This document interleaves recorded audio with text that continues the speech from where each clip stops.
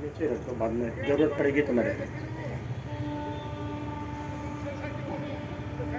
मेरे मंत्रिमंडल के साथी श्री धर्मेंद्र प्रधान जी,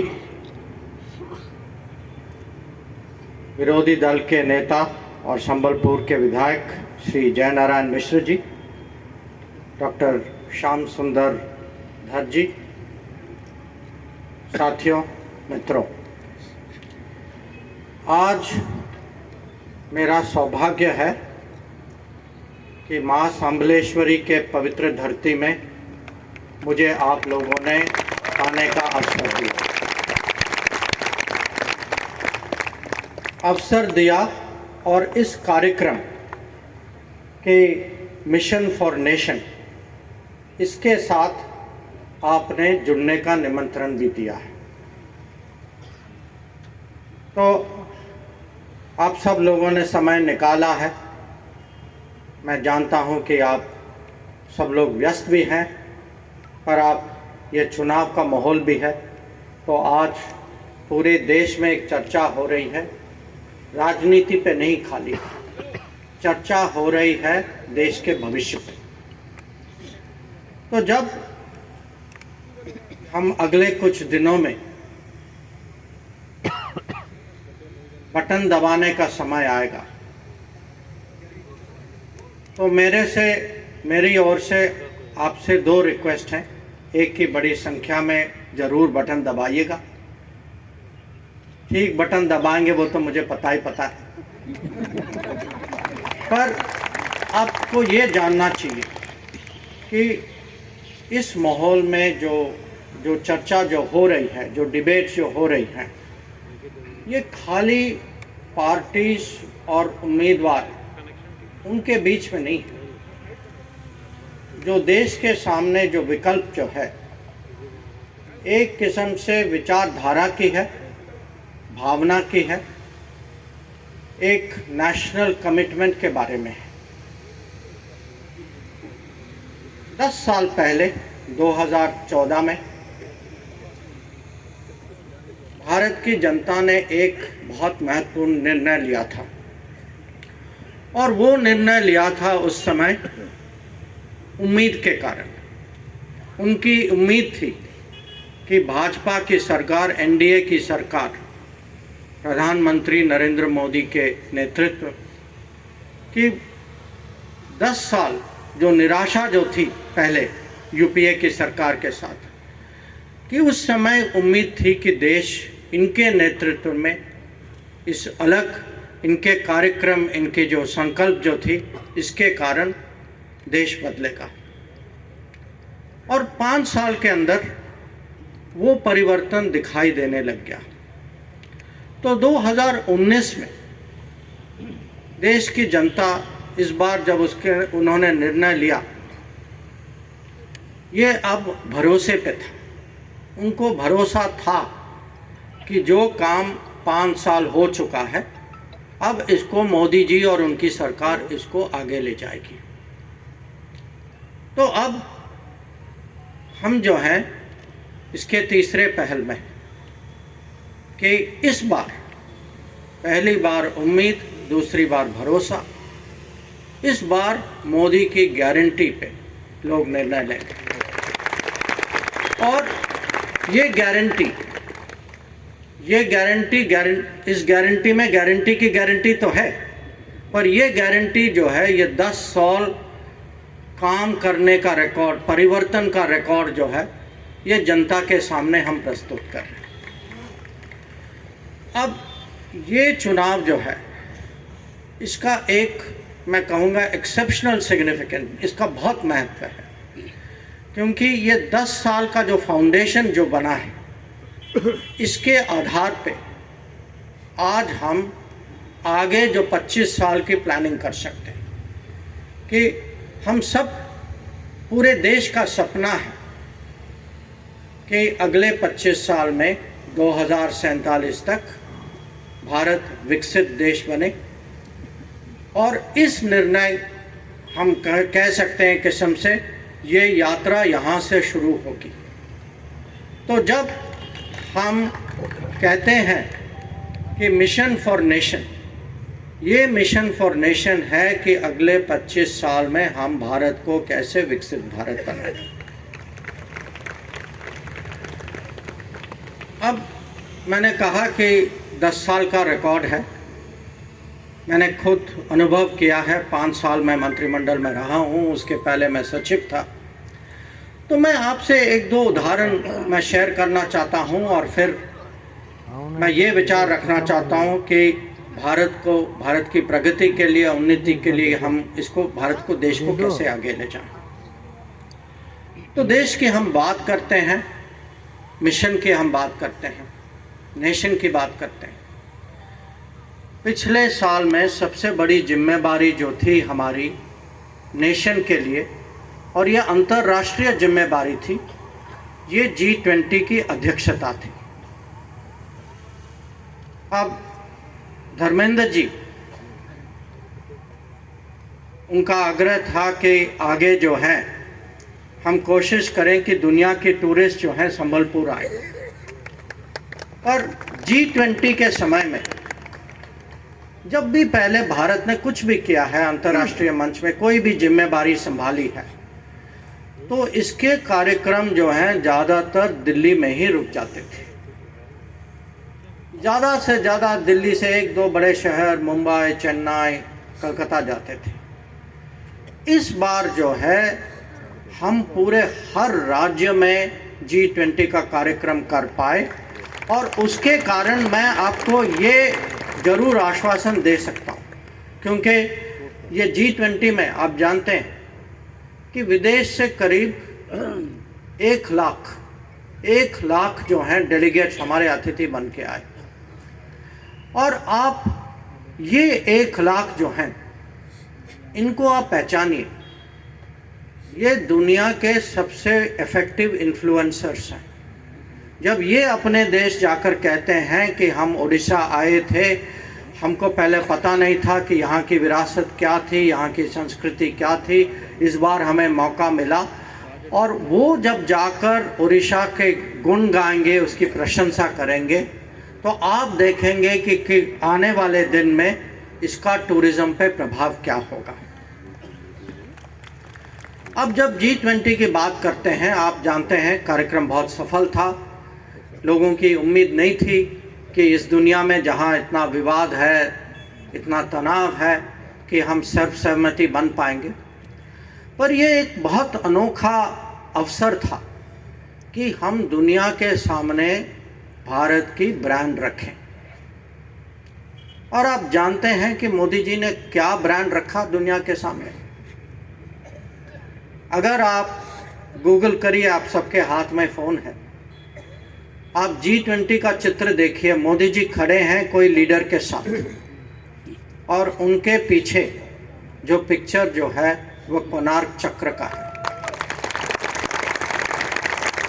तो जब आज बात हो रही है विरासत की, संस्कृति की, परंपरा की, अस्मिता की, मैं आपको कहना चाहता हूं कि ओडिशा के बारे में मोदी जी के दिल में एक बहुत शुरू से भावना है, और जब वो खुद आएंगे, आज रात को आएंगे, कल आप सब लोग इसको अनुभव करने का आपको मौका होगा।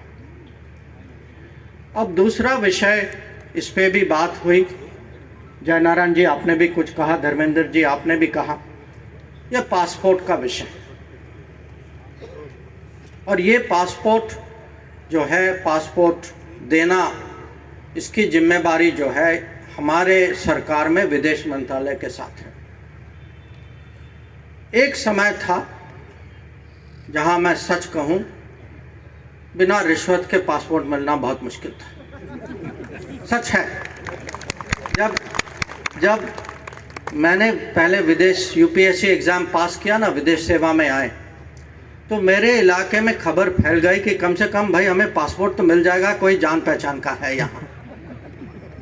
तो और जब पासपोर्ट मिलता भी था, इसमें महीने लगते थे, कभी साल लगता था। और आप जो संबलपुर के निवासी हैं, अब खुद याद करिए, आपको अगर फॉर्म कहीं दाखिल करना होता था तो मेरे ख्याल से भुवनेश्वर जाते थे, भुवनेश्वर जाते थे, एक दिन रुकना पड़ता था, फॉर्म भर दिया, फिर कुछ दिन बाद किसी ने कह दिया नहीं इसमें 2 कॉलम ठीक नहीं है, वापस आइए आप।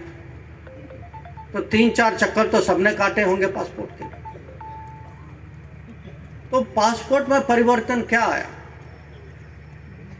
कि 10 साल पहले पूरे देश में 77 पासपोर्ट सेवा केंद्र थे पूरे देश में।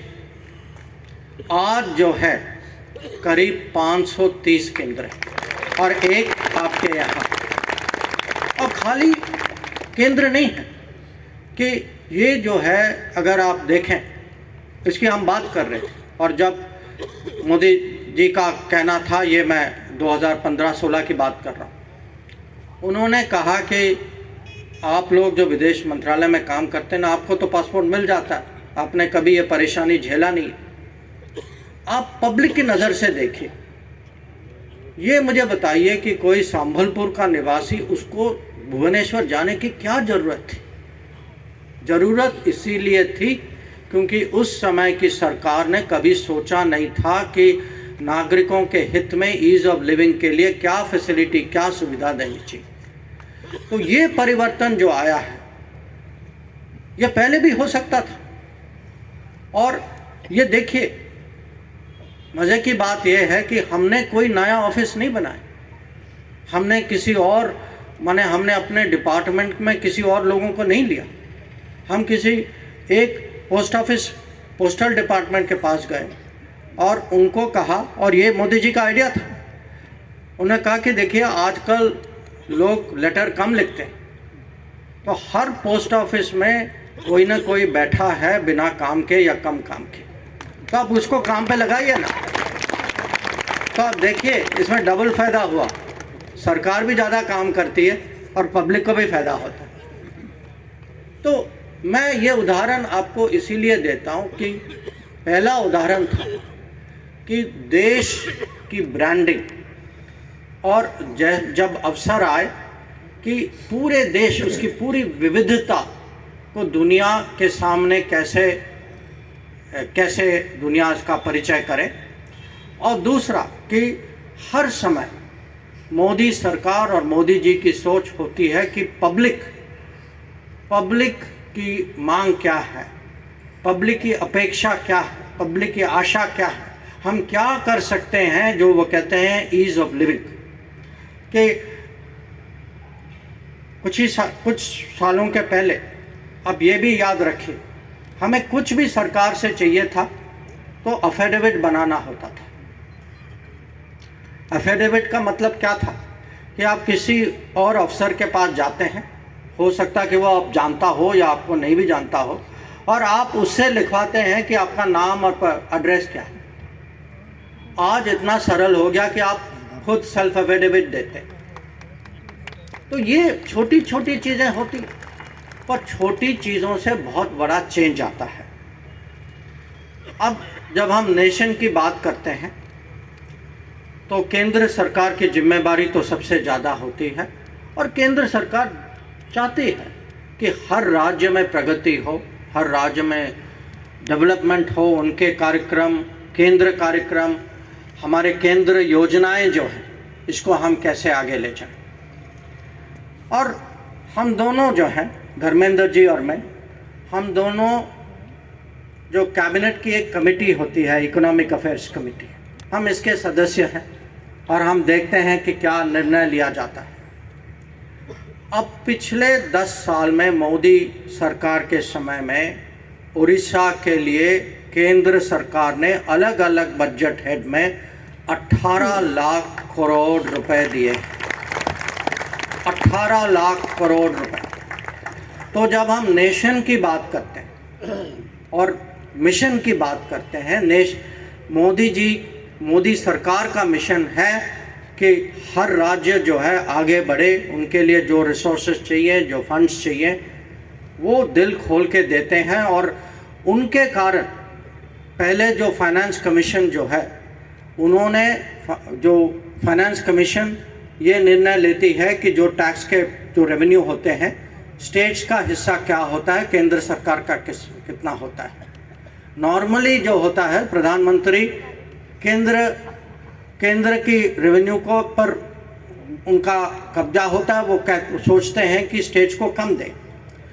नरेंद्र मोदी पहले प्राइम मिनिस्टर हैं जिन्होंने स्टेट्स का शेयर बढ़ाया, और इसीलिए जब हम कहते हैं कि 18 लाख करोड़ पिछले 10 साल में सेंट्रल गवर्नमेंट की ओर से यहाँ ट्रांसफ़र हुआ है, तो आपको जानना चाहिए, आप सब लोग उड़ीसा के निवासी हैं, आपको पता होना चाहिए कि आपके लिए कितनी वहाँ सपोर्ट है, कितनी भावना है, कितने रिसोर्सेस हैं।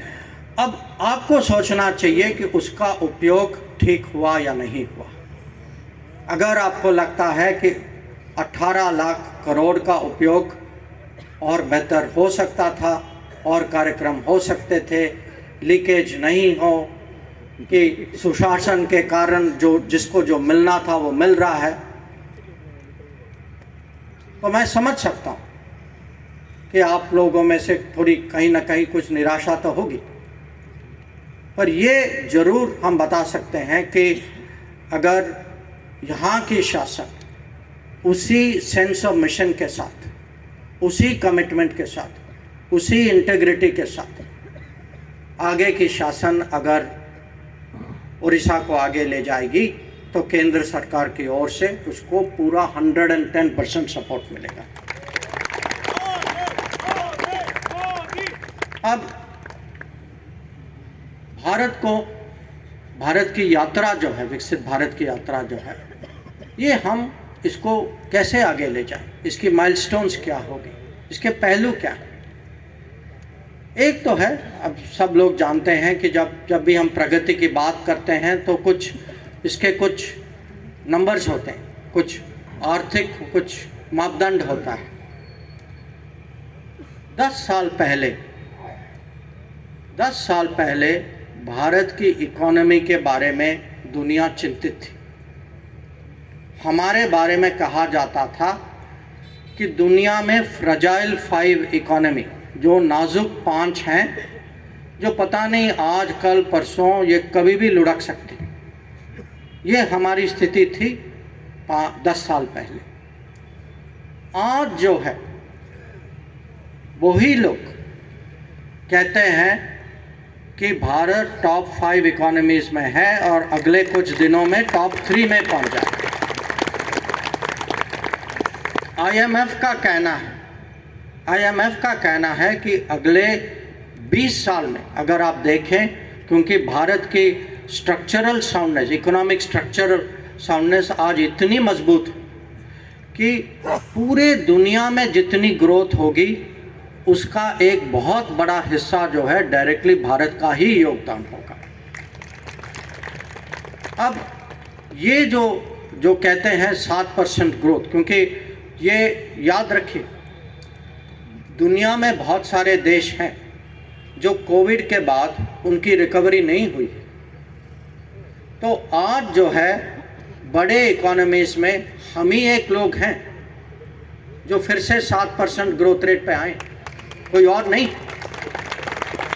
तो आज जो धर्मेंद्र जी कह रहे थे कि जो संबलपुर का भविष्य जब हम इस पर विचार करते हैं, तो आज हम कैसे देश में मैन्युफैक्चरिंग बढ़ाएं, इंफ्रास्ट्रक्चर की प्रगति, और इसमें आपने सुना होगा कि गति शक्ति नाम का एक प्रोग्राम है कि पहले अलग अलग डिपार्टमेंट अपना करती थी, बीच में कोई कोऑर्डिनेशन नहीं था।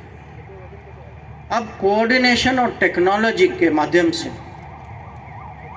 हम एक इंफ्रास्ट्रक्चर के क्षेत्र में सचमुच एक क्रांति लाए। आप हैरान होंगे कि आज देश में हर दिन 28 किलोमीटर नेशनल हाईवे बनता है, हर दिन 14 किलोमीटर की रेलवे ट्रैक लगती।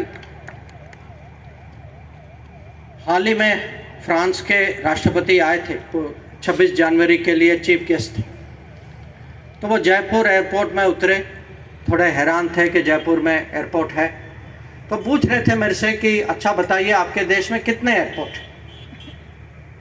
तो मैंने उनको समझाया कि जब मोदी सरकार आई उस समय कुल मिला के पूरे देश में 75 एयरपोर्ट थे।